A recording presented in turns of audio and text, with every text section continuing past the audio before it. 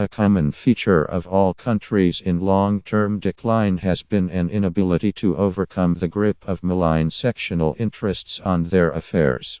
18th century Spain, 19th century China or the 20th century Soviet Union were all pulled into self-destructive vortices. For different reasons. None could address fundamental economic and political dysfunctions.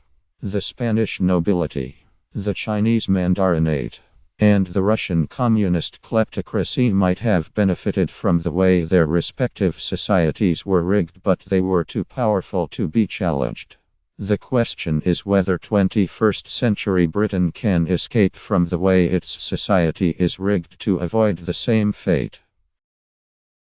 A classic example is the British tax system. The country has become incapable of thinking or talking straight about tax. It may be, as Theresa May said in her short-lived campaign to win the Conservative leadership, that tax is the price we pay for living in a civilized society.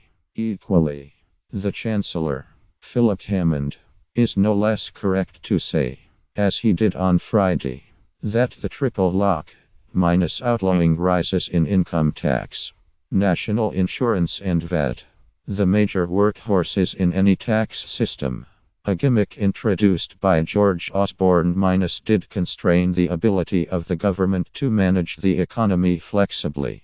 He could have gone further, as virtually every observer notes. The triple lock is economically absurd. But can May and Hammond's attempted sanity on tax survive a general election campaign? The way our political system and national conversation are constructed make it close to impossible for a leader to say anything sane about tax. The ideological rights propositions minus that tax in principle is immoral, coercive, anti-enterprise, anti-aspiration and always economically destructive minus now set the terms of discussion, policed by our right-wing media. The consequence is that the tax system is now so gravely distorted that it threatens the social fabric. One of the crucial dimensions of the next 7 weeks is whether May and Hammond will be allowed by the zealots in their party and the media to hold the line, helped by effective argument from their opponents. It is to be hoped. The omens are not auspicious. Thus it is a commonplace that the British residential property system is creating surreal house prices and monumental social unfairness. Huge mortgages for the young, the lottery of property inheritance, and crazily high rents are becoming permanent parts of our social landscape. But crucial in this story is that property is effectively only taxed when it is bought and sold. There has not been a revaluation of residential property prices, on which the ineffective council tax is based, since 1991. As a result, the property market is, because of generous inheritance tax thresholds, tax exemption of capital gains on homes and trivial council tax receipts, the world's biggest onshore tax haven creating the world's highest real house prices. No proposal for change seems possible, even from those extremists, Jeremy Corbyn and John McDonnell.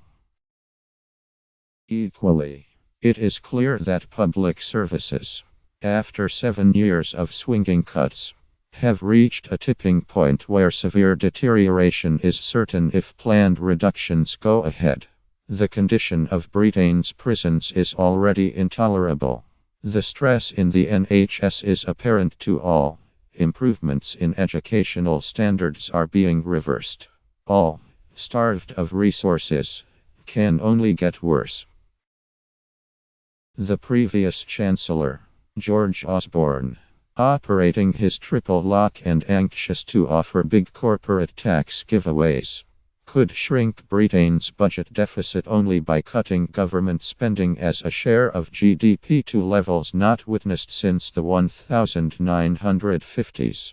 Yet health, and education spending minus public goods from which everyone should benefit, and thus paid for by taxation minus have been rising consistently for over 60 years, as they should and will. A wealthy country whose economy is based increasingly on knowledge and know-how must continue to spend more proportionately on education and science and, as its citizens grow richer, more on well-being and health. To try to turn back this long-run growth or, alternatively, to eviscerate the social security system to find the necessary resources, is to buck reality.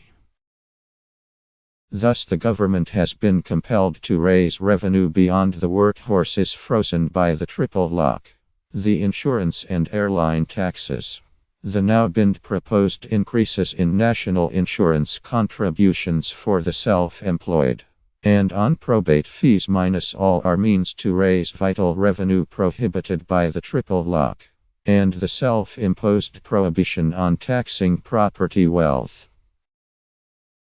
Yet these only create further distortions. Britain must create a tax system that raises revenue across a broad base as fairly, and with as little economic distortion as possible. And it must accept that if it wants health and education to remain public goods financed by general taxation, along with a reasonable social security system, then taxation will have at the very least to remain around 35% of GDP, and may even have to rise a little. McDonnell was doing a service by recognizing last week that the tax take must increase, but it will need to be drawn from a much wider base than just on the rich, minus the top 5% minus earning over £70,000 sterling. Or from big corporations. There just is not enough potential revenue from those sources, and, as 1 in 10 of the workforce can expect to make 70K at some time in their working life according to the Institute of Fiscal Studies, it is not especially politically savvy. A much smarter strategy would surely be to acknowledge that May and Hammond are right. Tax is the price for living in a civilized society, and making the major tax workhorses off limits is crazy. But we have to go much further within a fair framework if we want decent public services, and be able to manage the economy flexibly. The broader the tax base, the lower tax rates need to be. We need a revaluation of domestic residential property, and an overhaul of council tax as part of a wider review of how local government is financed. Add to these a fair tax on inherited wealth, a broadening of the VAT base, with an extension to financial services, heavier taxes on environmentally damaging activity. Together, as Nicholas Stern has argued, these could raise some 2% of GDP. So that only marginal or very small increases in VAT, income tax and national insurance would be needed, if at all. Britain could have high-quality public services, a great environment, and a functioning housing market and very few would notice the difference in their taxes. A country on the rise would do this in an instant. It is a declining country in thrall to right-wing ideologues that finds it impossible that will be Britain in spring 2017.